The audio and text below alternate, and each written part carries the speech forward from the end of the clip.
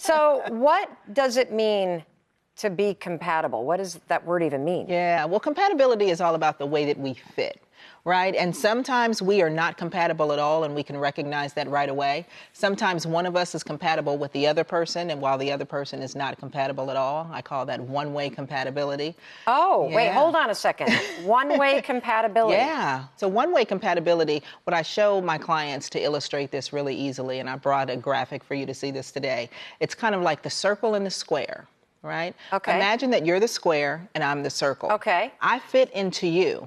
And Yep. so you're able to touch all of my points. You complete me. It feels good. You are able to do all that I need to fulfill me. Because the circle fits inside the square. Right. But the square has edges that are never touched. And so they have unmet needs. And so they sit in a relationship and they go, you know what? For some reason, this just doesn't feel fully satisfying to me. While the other person is going, what is wrong? I'm so happy. I give you everything. Doesn't this feel wonderful to you? Right. And then we try to shrink the square to jam it in the circle, right? Absolutely. That's where we get in trouble. How do you know if you are truly compatible with your partner? Well, you know, it is really about how well we fit. And that doesn't mean that we are the same, but it means that our rhythm flows in a way that fulfills my needs and your needs are being fulfilled as well. It's a very reciprocal thing. And some couples have to work very hard at being compatible and finding that fit. And for other people, it flows more naturally. Why do people constantly go after people that they're not compatible with? Oh, my goodness, because it fills a need for us. See, there are different types of things, and I tell people all the time, in your adult relationships, you're doing one of two things. Either I'm healing that dysfunctional trauma that I brought into this relationship. You're healing me, you're growing me, you're stretching me, you're causing me to confront those things so that I create new, healthier patterns. Or you are a wound mate for me and you allow me to be triggered over and over so that we continue in our dysfunctional patterns that we're comfortable with. Oh my God, did you just say wound mate? Yes, a wound mate. Is that what you're doing if you keep picking the wrong person? Over and over. So we hear it all the time on this show. I bet you hear this like a broken record too. Why do I keep picking the wrong person?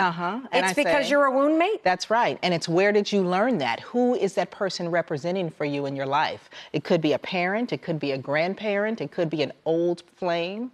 It is that recreation of the same trauma so that I can show up differently. And is it that it feels familiar, and that's why you keep doing it, even though you don't want to? Absolutely, because see, at least I know this demon, right?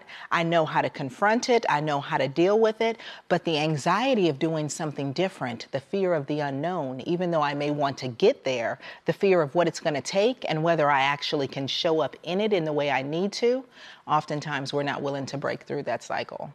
Do opposites attract? How does that whole saying fit into wound mate? Yeah. Well, it's not always about what's opposite. It's about what it is that I need. And one of the things that I love to tell people is what we do, unfortunately, is we walk out and we wear masks all day, every day. And so I like to put it in terms of color, right? Okay. So say on the inside, who I am at my core is really a soft, sensitive, vulnerable person who's highly intimate, who needs that cuddling, who needs that affection. I'm seeing lilac. Oh, okay. Well, let's go with lilac. Here we go. Yes. But I'm afraid to be taken advantage of. Okay. I've been taught either through conditioning or through my own experiences that the world is a scary place, that people will take advantage of you if you let them, and so you can't show the world that. So every day I put on a mask. What color do we gonna? Red. Okay, so every day I put on this red mask, right? And this version of me is strong, it's hard, it's independent, it doesn't need anybody, it's standoffish because I'm protecting myself. So if I walk out every day wearing a red mask, who am I going to attract? Oh, people that are attracted to red. So I'm going to be in relationship with people who are attracted to red, but meanwhile, my needs are going to be unmet because I'm really lilac. And so I'm going to sit in this relationship unhappy and miserable and unfulfilled because the individuals that I should be with, who would be attracted to lilac, will pass me by every day. Holy cow. I mean, I have to pick my jaw off the floor because I've never heard anyone describe it like that. Yeah. And so the hard part is, if you really want to find the person that you're compatible with, you have to be brave enough to show up. So not only can you attract them, but you can choose them, because we're constantly choosing the people that we bring into our life. Everything is a series of choices. But if what you see out there does not resonate, you're going to choose from the candidates that are in front of you. So when it comes to somebody that's a fit, compatibility, you say that there are signs to look for. What are they? Okay, so they are big ones. And what it's really about is intimacy. And I tell couples, it's a really easy acronym. Some relationships rise, some relationships fall. You want one that rises. Now, can I ask a question? When you say the word intimacy, what do you mean? Intimacy means into me see.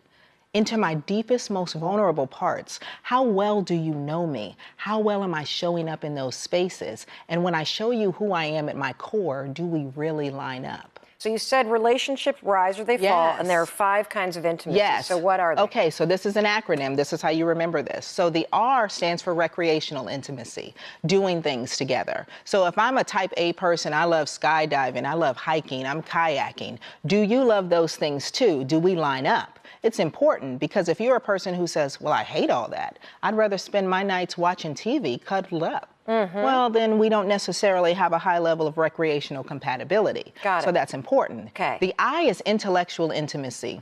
Do we feed each other? Can we have conversations if I love that intense stimulation? Can we go from politics to sports to world events to geography? And can you meet me there, and do you enjoy it? Or do we say, why are you so intense all the time? Why do we have to talk? Can we just kind of sit and be?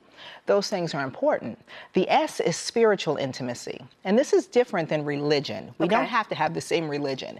But do we see our concept of the world, of creator, of how we exist as global citizens? Do we see ourselves the same? So spiritually, are we connected? Do we grow and nurture each other and feed each other in that space? Or do we make each other feel small or shrink or question our own spiritual growth? So that's important. The E is emotional intimacy. Are we warm and fuzzy? Do I really feel like you get me? Do I feel safe and vulnerable? Or am I more like kind of a cactus? Listen, I don't need all that touchy-feely emotional stuff. Be tough, be strong. And then that last S, it's last, but it's definitely not least, sexual intimacy. Do we like the same things? Do we light each other's fire? Are we into the same kinds of exploration, or are we both conservative? Are we talking about it in terms of how much sex we want? How often? Do we show up and feed each other in that passion place? Some relationships rise, some fall. You want one that rises. And the secret to a relationship that rises lies in those 5 forms of intimacy. Do you have to have all of them? No. But it's important that you have the ones that fit. It has to be about you. How well do we line up? If I don't need those things and you don't need those things, then we're great. But if I need them and you can't meet that need, now we have an issue. And do we figure out how to do that with each other, or do we now have to go out and bring other folks into our relationship, sometimes in platonic ways, sometimes in consensually non-monogamous ways? How do we get those needs met? Got it. Well, I know that everybody's now wondering, holy cow, how do I know if I am compatible? Well, we have created a quiz to tell you whether or not you're compatible with your partner. Let me give you the questions real quick, because you can take it right here at home. Do you miss your partner when you're apart for a long time? Why is this important? Because that's emotional intimacy. I'm connected to you. We're in alignment. We're in sync. And so when I don't have your presence near me, then everything about how my world operates is out of sync. Ooh, that's a good one. Do you trust your partner? Now, I almost just asked you, there's a big difference between missing your partner and then wondering what they're doing when you're not around. Right, huge difference. And it's not only do I trust you in how you're behaving out of my presence, but do I trust you with me? Do I trust you with who I am? Do I trust you with my secrets? Have I told you everything that there is to know about me? And if not, then why not? So why do we stay with somebody that we don't trust? Because again, it allows us to perpetuate those dysfunctional cycles. If I stay with you and I don't trust you, what then do I continue to do? I'm allowed to hide. I'm allowed to feel unsafe. I'm allowed to stay disconnected. It allows us not to go through the process of having to show up in our own lives. Wow.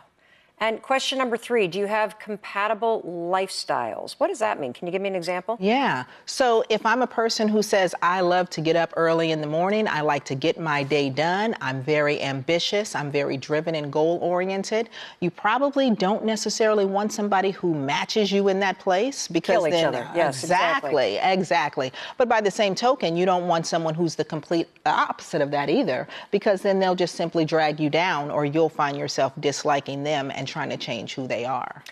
Question 4, can you talk to your partner about anything? Yeah. If you don't have that openness, if you don't have that transparency, then that says that either they don't create a space for you to feel okay, or you don't create that space for them. So there are places and spaces in our relationship that we can't go, and usually that's where the toxins are that will kill your relationship. And question 5, do you laugh together? Oh, yes, because laughter is the thing that heals you. And if we can't laugh, if we have to take everything seriously in our relationship, then we are not compatible.